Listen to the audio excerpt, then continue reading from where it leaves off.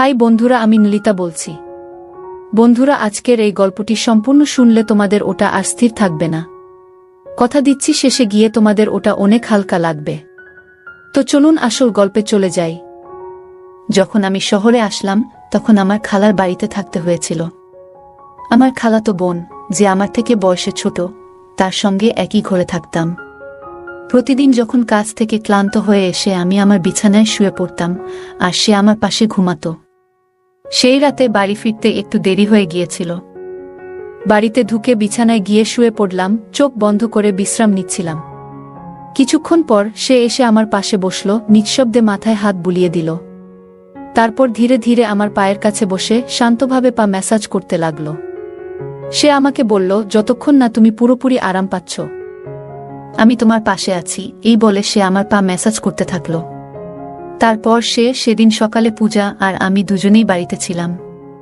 পূজা হেসে আমার দিকে এগিয়ে এসে বলল, ভাইয়া, যদি কিছু প্রয়োজন হয় তবে নির্দ্বিধায় জানাতে পারো। সে আমার সামনে এসে দাঁড়ালো এবং আন্তরিকভাবে হাত বাড়িয়ে দিল।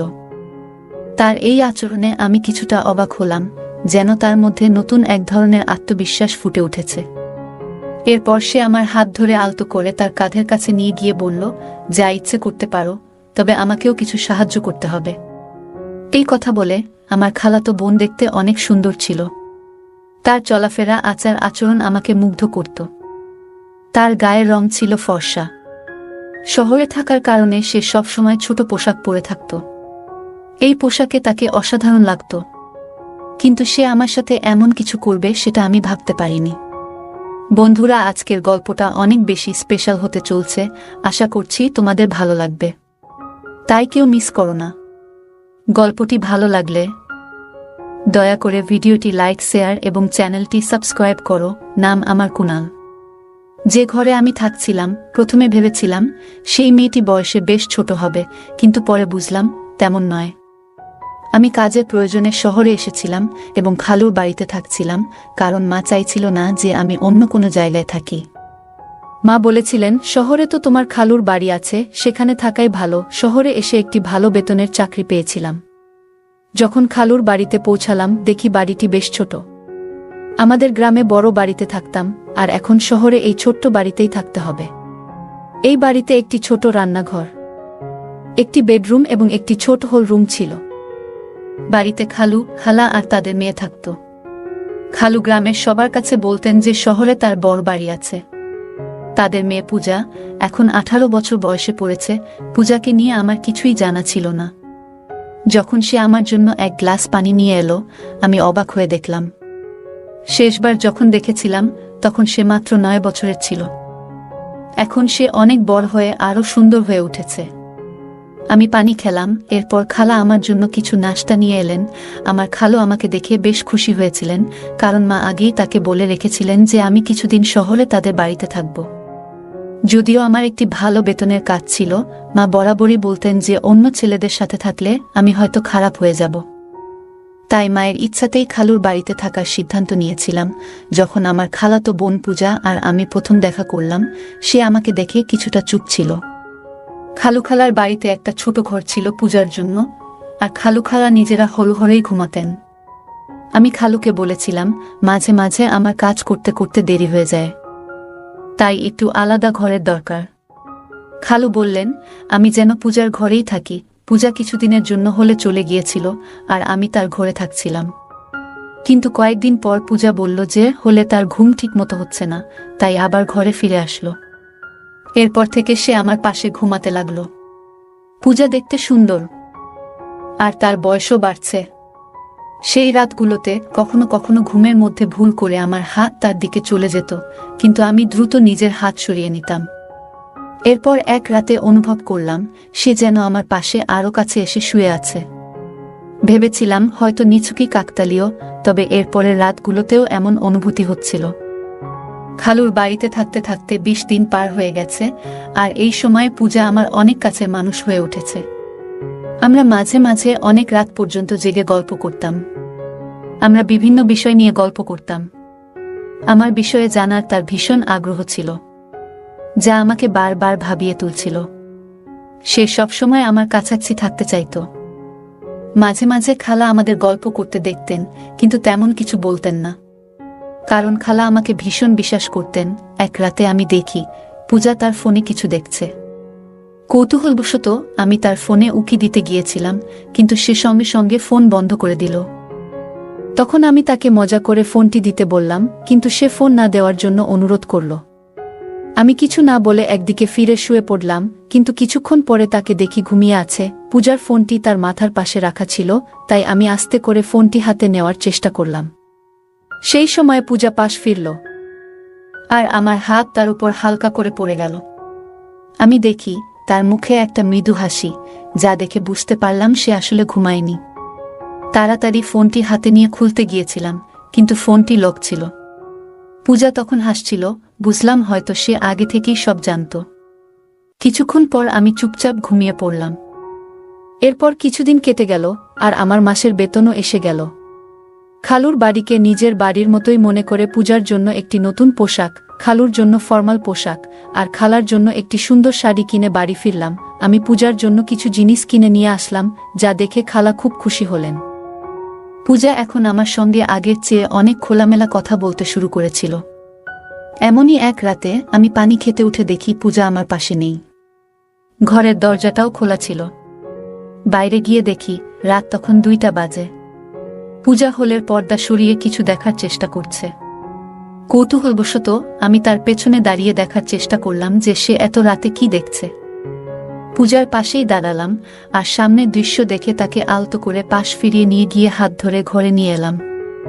আমি বললাম, পূজা, এটা ঠিক নয়। রাতে মা বাবার ব্যক্তিগত সময়ে উকি মারা মোটেই সঠিক নয়। পূজাকে এইভাবে দেখায় আমার একটু বিরক্ত লাগলো, আর সে দ্রুত ক্ষমা চেয়ে বলল, ভাইয়া, দয়া করে এই বিষয়টি নিয়ে কাউকে বলো না। আমি আর কখনো এমন কিছু করব না। আমি কিছু বুঝতে পারিনি। আসলেই পূজার ভুলটা হয়তো খুব বেশি ছিল না। খালু খালার মেয়েটা বড় হয়ে উঠেছে, আর তাদের এখন কিছুটা ব্যক্তিগত পরিসর দরকার। পরের দিন আমি খালুকে বললাম, খালু, এখন সময় এসেছে আপনি একটা বড় বাড়ি কেনার কথা ভাবেন। আমি খালুকে বললাম, এখন আমাদের পূজা বড় হচ্ছে, ওর নিজের একটা আলাদা ঘর দরকার, আর আপনাদেরও। বড় বাড়ি হলে সবার জন্য ভালো হবে। খালু বললেন, 3জন মানুষের জন্য বড় বাড়ির দরকার নেই। তুমি এসে চতুর্থ হয়েছ, কিন্তু আমাদের এখনো কোনো অসুবিধা হচ্ছে না। তাহলে বড় বাড়ির প্রয়োজন কেন? খালুর এ উত্তর শুনে আমার মুখটা একটু মলিন হয়ে গেল। ঠিক তখনই আমার ফোন বাজল। ফোনে মা ছিলেন। মা বললেন, আমি তোমাকে একটি মেয়ের ছবি পাঠিয়েছি, দেখো তো তোমার কেমন লাগে। আমি মাকে জানালাম, মেয়েটি দেখতে বেশ ভালো লেগেছে। মা এতে খুশি হয়ে জানালেন 20 দিনের মধ্যে বিয়ের ব্যবস্থা করবেন। 20 দিন পর আমার বিয়ে হয়ে গেল। কিছুদিনের ছুটি কাটিয়ে আমি আবার কাজের জন্য শহরে ফিরছিলাম। তখন মা বললেন, তোমার স্ত্রীকে সঙ্গে নিয়ে যাও। এরপর আমি আমার বউ তানিয়াকে নিয়ে শহরে চলে এলাম। প্রথমে আমরা খালুর বাড়িতেই উঠলাম।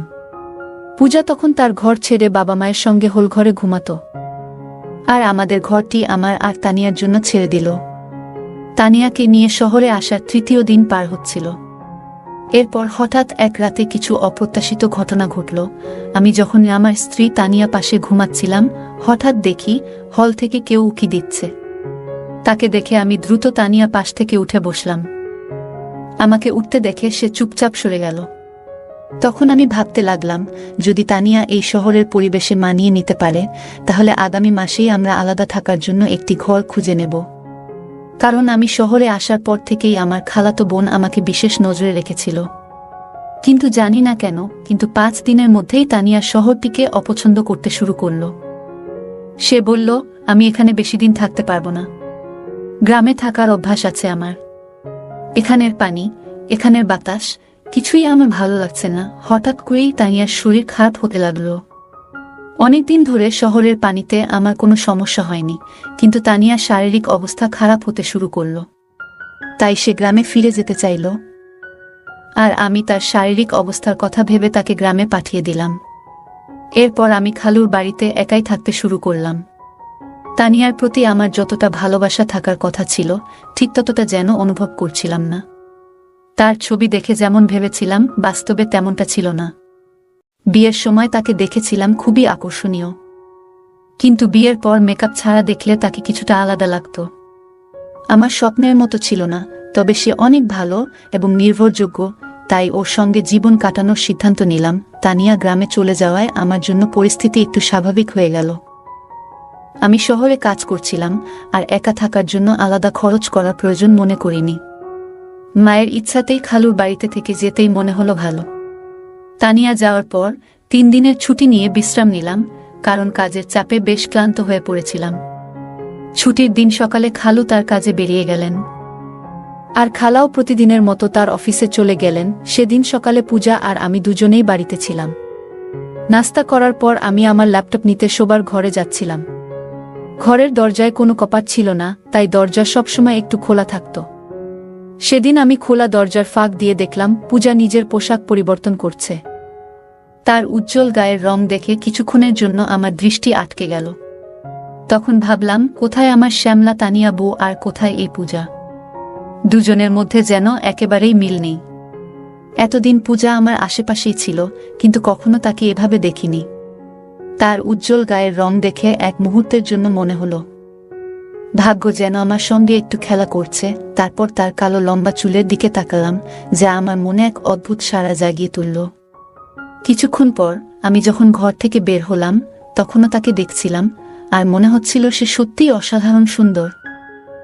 খালা সাধারণ মধ্যবিত্ত হলেও পূজার সৌন্দর্য যেন তাকে আরও আকর্ষণীয় করে তুলেছিল। সেদিন রাতে পূজা আমার ঘরে এসে বলল, ভাবি তো গ্রামে চলে গেছেন, এখন আমি আবার আমার ঘরে শান্তিতে শুতে পারব। সে আর হোল ঘরে শুতে চায়নি, তাই আমি তাকে আগের মতো আমার ঘরেই শোয়ার অনুমতি দিলাম। সেই রাতে ঘরে অন্ধকার ছিল, আর কিছুক্ষণ পর আমি শুনলাম কারো পায়ের শব্দ। ঘরের আলো জ্বালিয়ে দেখি পূজা তার আলমারির পোশাকের কাছে দাঁড়িয়ে আছে। আমি তার কাছে গেলাম, কোনো কথা না বলে আমার শার্ট খুলে রেখে দিলাম, তারপর আলো নিভিয়ে শুয়ে পড়লাম। মনে হলো পূজাও হয়তো পোশাক বদলানোর জন্য দাঁড়িয়েছিল, তাই আলো নিভিয়ে দিয়েছিলাম। কিছুক্ষণ পর আবার একবার আলো জ্বালালাম, তখন দেখলাম পূজা ছোট পোশাকে দাঁড়িয়ে আছে। তাকে এভাবে দেখে আমি একটু লজ্জা পেলাম। তারপর আবার আলো বন্ধ করে ঘুমিয়ে পড়লাম। সে সবসময় ছোট পোশাক পরত, যা তাকে অসাধারণ লাগত। পরের দিনও আমার ছুটি ছিল, কারণ আমার পুরো 3 দিনের ছুটি ছিল। তখন আমার এক বন্ধু প্রস্তাব দিল, চলো আজ কোথাও ঘুরতে যাই। দুপুরে আমরা বের হলাম, আর তখনই একটি দামি ক্যাফেতে পূজাকে বসে থাকতে দেখলাম।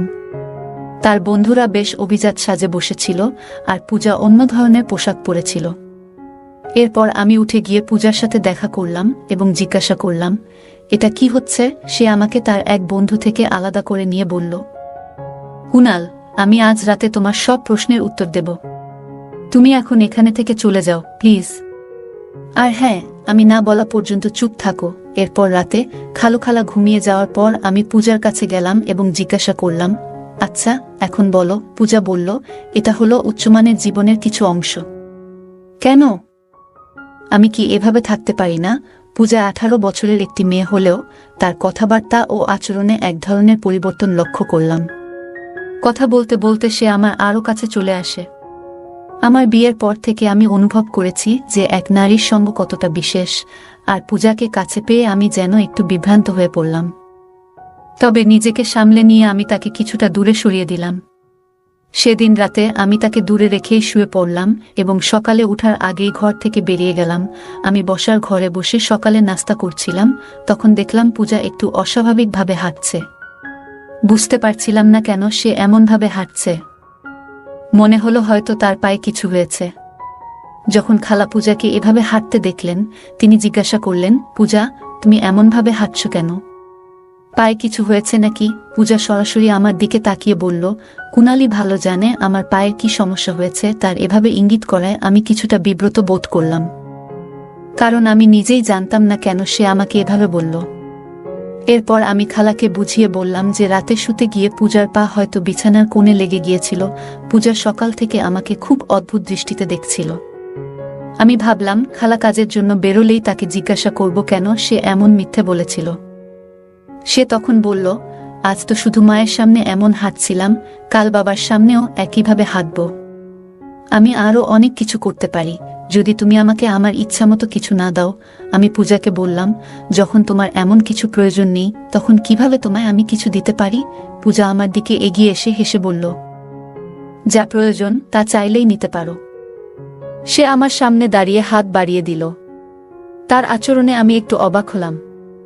এরপর সে আমার হাত ধরে আলতো করে তার কাঁধের কাছে নিয়ে গেল এবং বলল, তোমার যা ইচ্ছা করতে পারো, তবে আমাকে কিছু সাহায্য করতে হবে। হঠাৎ মনে পড়ল, হয়তো গত রাতে পূজা আমার কাছ থেকে কিছু আর্থিক সাহায্য নিতে চেয়েছিল, কিন্তু আমি তখন কিছু বলিনি।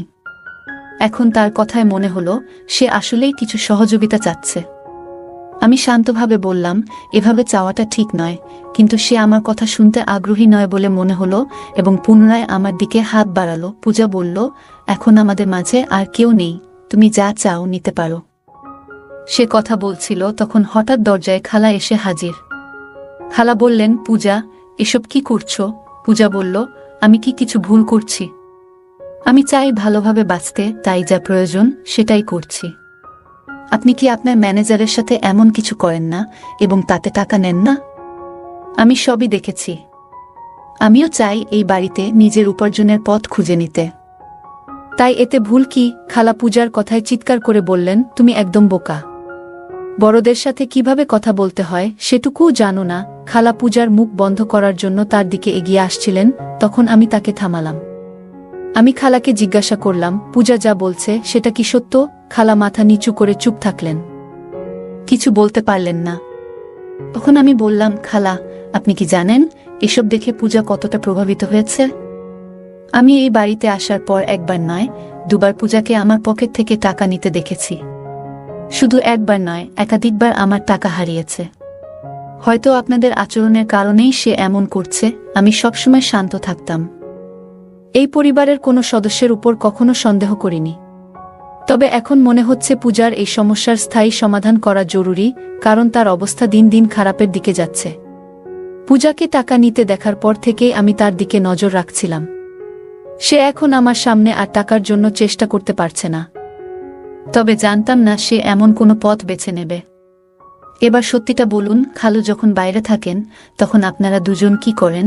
আমার প্রশ্নে খালা কেঁদে ফেললেন এবং বললেন, দয়া করে শান্ত থাকো, আর তোমার খালুকে এসব কিছু বলো না।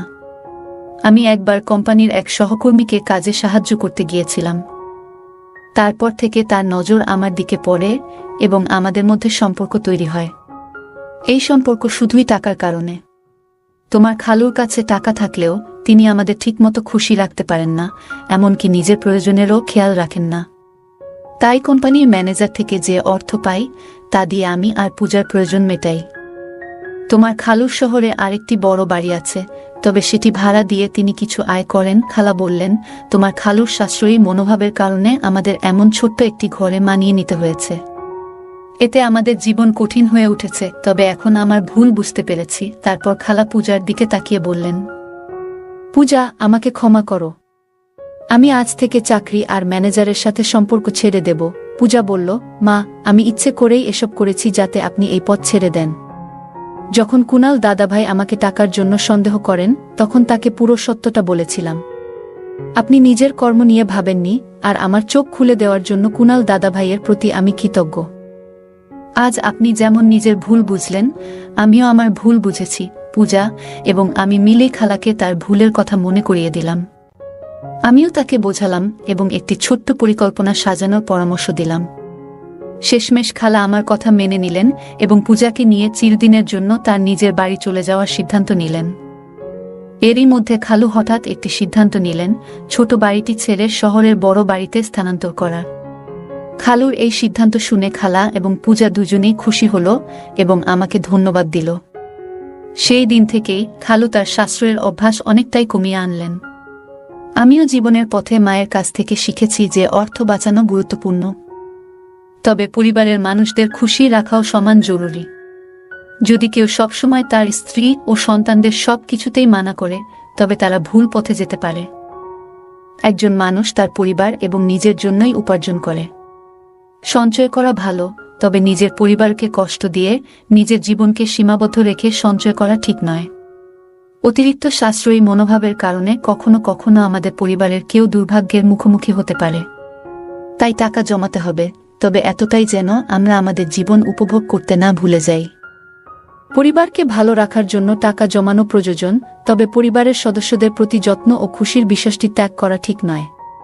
যদি পরিবারের সঙ্গে যুক্ত কেউ অতিরিক্ত সাশ্রয়ী হয় তবে এর নেতিবাচক প্রভাব হতে পারে। অর্থ জমানোর সাথে সাথে পরিবারের সদস্যদের চাহিদা এবং মানসিক অবস্থার প্রতিও যত্ন নেওয়া জরুরি। পারিবারিক সমস্যাগুলি সময়মতো আলোচনা করে সমাধান করা প্রয়োজন। যদি খালা এবং পূজার মধ্যে কথোপকথন না হতো তাহলে সমস্যাগুলি আরও জটিল হয়ে উঠত। একে অপরের কথা শোনা, ভুল বোঝাবুঝি দূর করা এবং সমস্যা নিয়ে খোলামেলা আলোচনা করা অনেক ক্ষেত্রে সমাধানের পথ খুলে। একজন মানুষ তার পরিবারের জন্যই পরিশ্রম করেন, তাই তাদের সুখ ও সন্তুষ্টি নিশ্চিত করাও তার দায়িত্ব। পরিবারের চাহিদা পূরণে সচেতন না হলে সদস্যদের মাঝে অসন্তোষ জন্মাতে পারে এবং তারা ভুল পথে যেতে পারে। গল্পের শেষে খালা ও খালু তাদের ভুল বুঝতে পেরে পরিবর্তনের সিদ্ধান্ত নেন। আমাদের জীবনেও অনেক সময় ভুল হতে পারে, তবে সেগুলো থেকে শিক্ষা নিয়ে সম্পর্কগুলো আরও মজবুত করে তুলতে হবে। গল্পটি আমাদের শেখায় সমস্যাগ্রস্ত কাউকে সহানুভূতির সাথে বোঝানো এবং সঠিক পথে নিয়ে আসা একজন ভালো মানুষের বৈশিষ্ট্য। বন্ধুরা, যদি এই গল্পটি ভালো লেগে থাকে তাহলে দয়া করে ভিডিওটি লাইক করুন এবং আমাদের চ্যানেলটি সাবস্ক্রাইব করুন। পাশে থাকা বেল আইকনটি প্রেস করুন যাতে করে আমরা যখনই নতুন ভিডিও আপলোড করি তার নোটিফিকেশন সবার আগে আপনার কাছে পৌঁছে যায়। ধন্যবাদ, দেখা হবে আমাদের পরবর্তী ভিডিওতে।